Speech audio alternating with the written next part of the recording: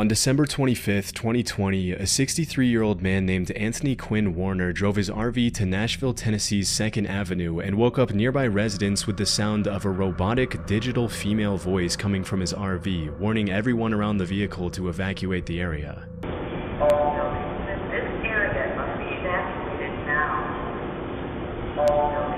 This area must be evacuated now. If you can hear this message, evacuate now. If you can hear this message. Soon, the female voice repeatedly mentioned that the RV was going to detonate, and a little after 6 a.m., the voice became more and more insistent, announcing that the vehicle would detonate in 15 minutes. In the Bodycam footage that was later released by the authorities, a group of Nashville police officers can be seen walking around the downtown area, urging any stragglers to evacuate for their own safety. So you're not doing anything wrong, okay? You're not in trouble, but there is something serious happening down the road. Go for 11. Okay? Do you mind going down to 2nd and Where do they need to go when they are evacuated? That's so weird. That's like something out of a movie. Like the purge? Yeah. Evacuate now. Watching the purge. Evacuate now. Stay clear. Vehicle. Stay clear. Vehicle. The robotic voice and its ominous warnings give the whole scene an extremely eerie vibe, like, as the police officer mentioned, something out of the movie The Purge. Strangely, the RV also broadcasted snippets of the 1964 hit song Downtown by Petula Clark, which is a song about how if you're ever feeling sad or lonely, you should go downtown and you'll feel better in the hustle and bustle of the city. Unfortunately, the robotic voice wasn't bluffing, and just 15 minutes later, the RV detonated near the AT&T building, causing damage to more than 50 buildings and even collapsing a few of them with its massive blast radius. In the aftermath of the incident, the cops can be seen assessing the damage and moving nearby pedestrians to safety through Bodycam footage that can only be described as apocalyptic. Second Broad. Commander 425, are you 10-4? He's in 4. Are you guys okay? Yeah. No, I guess. Where's your car? How you doing? Okay, go to your car. What's going on? 217, myself and 215 are all going around.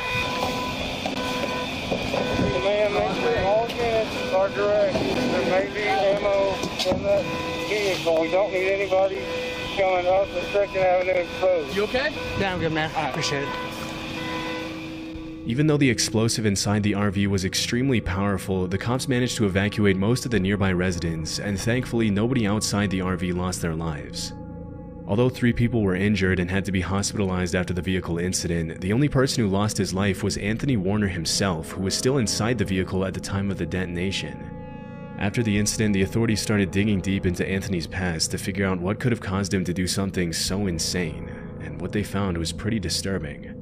As it turned out, Warner was pretty much a paranoid loner obsessed with conspiracy theories about shape-shifting alien lizards that were trying to take over the world. It was also revealed that 16 months before the explosion, Warner's girlfriend had called the cops to report that Anthony had been building explosives inside the RV outside their home. Even more disturbingly, less than a week before Christmas, Warner's neighbor had reportedly asked him if Santa was going to bring him anything good for Christmas, to which Warner replied, "Oh yeah, Nashville and the world are never going to forget me." But despite the clear desire for attention, the cops never managed to truly figure out Warner's motive, and it was eventually concluded that he probably didn't want to hurt anyone, and that a fatal cancer diagnosis mixed with other factors had contributed to Warner's declining mental health. On March 9, 2023, at around 12:30 p.m., an anonymous caller dialed 911 and told dispatchers that a man that had just run into a food market on Cleveland's Central Avenue was claiming that he had just been kidnapped. As soon as police arrived, they were able to talk to the alleged victim, and the jarring conversation was captured on one of the cops' body cams. I went over there to fix his busted pipe for his washing machine. Okay. And I was gonna put in a water line for his ice and for his refrigerator. And when I got downstairs, another dude came out. They had guns on me and they robbed me. I mean, they tied me up. They had plastic laying on the ground. Disturbingly, the zip ties and duct tape that were used in the kidnapping can still be seen on the man's body as he explains what happened to him. As the victim mentions to the cops, the perpetrators forced him into his own van, robbed him, and then held him for ransom before he managed to escape. So they put this on my face, They get me in my van, and they bring me over here. They turn the location up on my phone. One of the guys is in back with me. And which way did the car go? Huh? Where the car go? It was parked this way, and I ran all the way down here to here. We were parked right over there. They're parked on 49. What kind of car was it? It's my van. As the cops later found out, the main perpetrator was 51-year-old Ahmed Johnson, whom the victim had been in federal prison with at some point in his life. After digging deeper into the case, they uncovered the whole story of the kidnapping. As the victim mentioned in the video, the kidnapper had hired him for a plumbing job, and when he arrived at the house in Cleveland's Buckeye Woodhill neighborhood, he was led downstairs where he would allegedly be shown the leaky pipe that he had to fix. Once downstairs, Ahmed led the victim to another room, where another man jumped out and held him at gunpoint. After stealing his phone and Apple Watch, the kidnappers bound the victim and put him into the back of his own van. As the perpetrators drove the van towards the city's central neighborhood, they made the victim call a friend and bring around $15,000 to a nearby gas station in exchange for his return. But as the van slowed down, the victim somehow managed to jump out and ran down East 49th Street. Thinking quickly, the victim ran into a convenience store where he would be protected by the public eye, causing the suspects to drive off. 2 weeks later, the cops managed to make an arrest, and Ahmed Johnson was charged in Cleveland court with aggravated kidnapping. As of today, there have been no further updates to the case. On September 9, 2019, an Albuquerque Police Department officer saw a young man performing a traffic stop on a gray Nissan SUV. Strangely, the man wasn't dressed like a police officer at all. In fact, he was dressed as an ordinary citizen in jeans, a black polo, and an Air Force cap as he wrote down the driver's information. Sensing that something was off, the officer pulled the man aside to talk to him, and from the beginning, the man seemed a little on edge. You want to talk to him for a minute?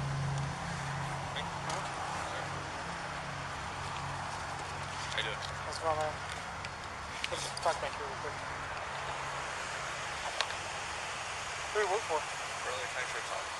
Oh, okay. I know, I'm under-equipped. Okay, because normally you do, if you're out here, man, if you're making a traffic stop, you're just gonna have to stop. Alright? Do you have an ID with you? I mean, this is all I got. I mean, like I said, I'm under-equipped. I was just heading over there to the courthouse. To the courthouse for what? To get my crap. Okay. I know, it makes no sense. I caught him going 120 down I-40. Okay. Why do you have lights on this vehicle? Personal? I know. Do you have an ID with you at all? No, I keep it on my uniform. The man claims that he was on his way to the courthouse when he pulled over the driver of the gray Nissan. Suspiciously though, he claims he doesn't have any sort of identification on him because he allegedly left it inside his uniform. After a bit of questioning, the man says his name is Brendan Wazinski and confesses that he was using his personal vehicle to pull over civilians, but insists that he's been an officer of the law for 3 years. Simple. And I'm not here to mess with you, man. It's just the thing is, yeah, he was speeding, dude. You could have called it in, and because if you get into shooting, you're screwed. Right. All right, man. I understand. All right. This, for starters, I know this looks really bad. Right. This looks really bad. This screams whacker. Right. How long you been on? About 3 years. Okay. I've been on for like 13 years. All right, so. After checking the database, the officer notices Brendan's name doesn't pop up on any nearby law enforcement agency's list, and at that point his only option is to put the suspect in the back of his vehicle while he waits for his supervisor to figure things out. Less than 5 minutes later, Brendan gets cold feet and confesses that he's not a real cop. What's up, man? Alright. I'm just gonna be straight up honest with you. I'm not a cop. Okay. Okay. I'm just gonna be honest. That badge from? I bought it offline. Okay. Do me a favor, stay in here, okay? For a second. As soon as his supervisor arrives, the officer briefs him on the situation, and they decide to arrest Brendan for impersonating a police officer. After putting him in cuffs, the sheriff arrives to assess the situation. I honestly don't know how long Brendan was expecting to be able to get away with pulling people over pretending to be a cop, but it seems as though he was hoping to play vigilante with no consequences forever. Even though he didn't have a weapon in his belt at the time, it's not uncommon for people like Brendan to start using guns and handcuffs as intimidation tools once they get more comfortable and start thinking they can get away with it. Obviously, it's incredibly dangerous to have random people driving around the city pretending to be cops when they really have nothing to do with law enforcement at all, which is why the officers have no other choice but to bring him into the police station. After arriving at the station, the cops try to get Brendan's full statement, but the suspect contradicts himself a bunch and lies to try to get the officer's sympathy. Brendan says he was on his way to work when he saw a guy going 120 on the freeway and confesses that he freaked out when the cop asked him about his identity. Strangely, he alleges that the badge he used to fake his identity used to belong to his dad, who supposedly used to work with the sheriff's department before he was killed in the line of duty 5 or 6 years prior. And then when I made contact with you, I noticed you had a badge. Where'd you get that badge from? It belonged to my dad. It belongs to your dad? When was Well, he? it did. It did? Is he still around, or did he pass away? Well, he was killed. Oh, he was killed, okay. As it was later revealed, this was a complete lie, and the truth was that he bought the badge online as he had initially confessed when the cop interrogated him. It's hard to imagine that he thought he was going to get away with a lie like that when there was video evidence of him saying that he bought the badge online less than an hour ago. During the interview, it was also revealed that Brendan was only 18 years old, even though he said he was around 25 when the cop initially pulled him over. This makes the fact that he said he was married and needed to call his wife even more sketchy, and it's hard to tell which details of the story are true and which ones are completely made up. A few seconds later, things get a little scary when Brendan confesses that he had a loaded weapon in the glove compartment of the vehicle, which wasn't initially visible in the video. Considering he's a compulsive liar and an irresponsible teenager, it's pretty horrifying to imagine what he would have done with the handcuffs and gun had he been given the chance to play vigilante for a few more days or weeks or whatever. In March 2020, a judge sentenced Brendan to a year of probation. But just a few weeks later, he failed to report to his probation officer, refused to get a psych exam, provided a false address, and missed a scheduled meeting. As a result, the judge tightened his probation conditions, and as of today, there have been no further updates to the case. At around 8 p.m. on September 30th, 2021, 3 children ages 6, 6, and 7 were reported missing in the Flamingo Lake neighborhood in Montgomery, Texas.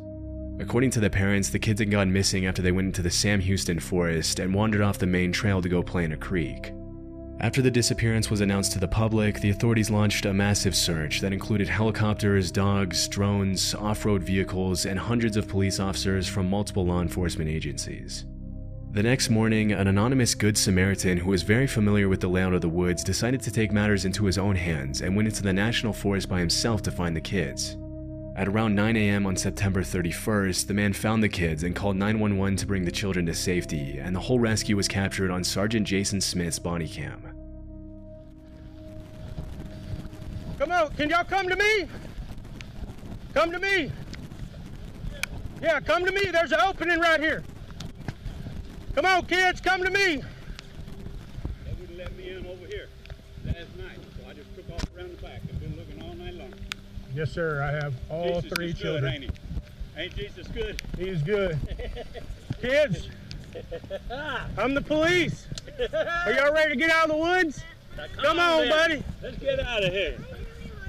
You got cheeseburgers in your car? We're going to get something to eat. Okay? You want to hold my hand? We'll get out of here? Even though the kids were found just a little over a mile away from where they entered the woods, they'd still been lost for over 24 hours, and pretty understandably they were hungry. As it was later revealed, the kids had spent the night in the forest, sheltering themselves under a fallen tree until the volunteer came to rescue them, which is why they had leaves and branches in their hair in the footage. Here, let's pick this. Grab hold of that. There you go. You're really strong. Am I really strong? I don't think Lose your shoe? I got you. Even though they had spent the night with minimum shelter and hadn't had anything to eat for 24 hours, the children still seemed to be in pretty good spirits as Sergeant Smith escorted them out of the woods, and toward the end of the video he can be seen guiding them to the clearing where a bunch of cop cars sit waiting for them.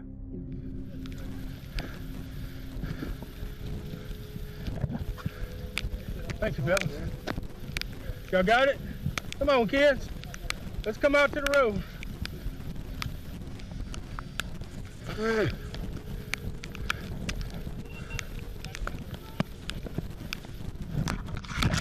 Whoa, good. What? There you go, buddy. Look at you. You made it. It's honestly pretty terrifying to think that if they hadn't been found then and there, the kids would have probably ended up succumbing to the elements. but thankfully they were able to get back home to their parents. On January 30th, 2017, New Mexico police received a disturbing call from a witness in Nevada who claimed he had seen a woman being taken out of her Las Vegas apartment by a man and put into a white van with a Texas license plate. After receiving the alert, the cops were able to locate the van in question less than 24 hours later and arrest the driver and passenger. Passenger!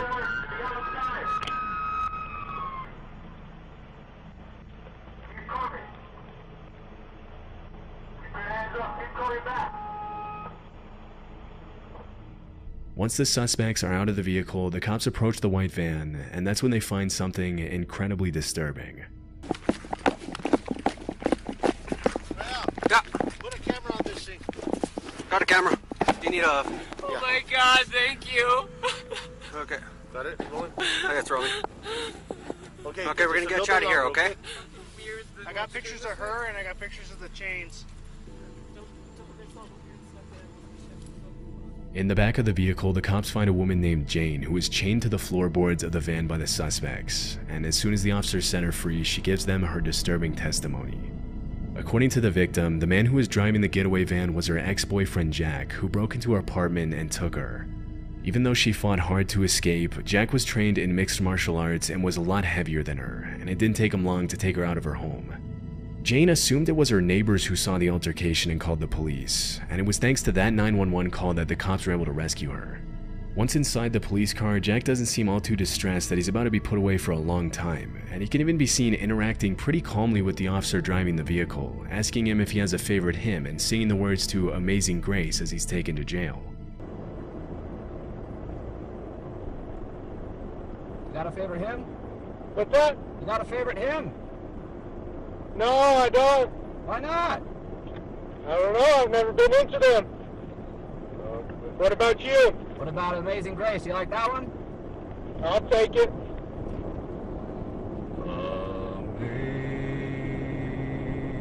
Amazing Grace, how sweet. As it was later revealed, Jack's accomplice in the kidnapping was 19-year-old Samuel Brown.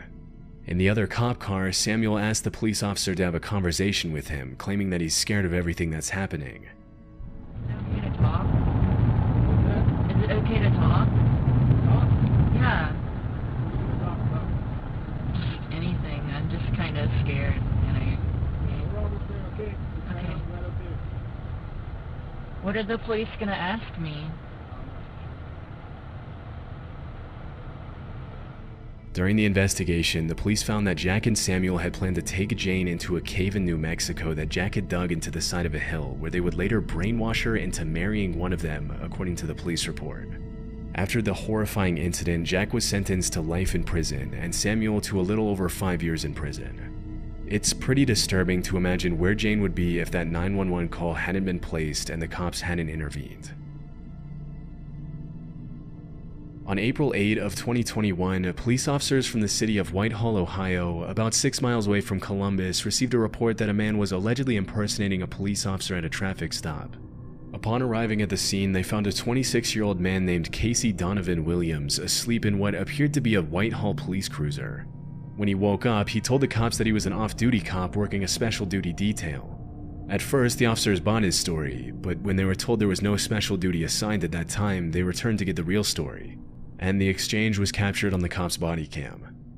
But you have no ID from them, all right? No. And have you ever been sworn in by them? I've talked to the chief. No. I'm asking you a direct question. Have you been sworn in by It's them? very important you answer this correctly, because being a former police officer or someday a current police officer, you know if you lie in this situation, you go directly to jail. No, I'm not. So I'm going to put that right listen, out. I'm not. So if you are telling me you are a police officer right now, is that what you're telling me?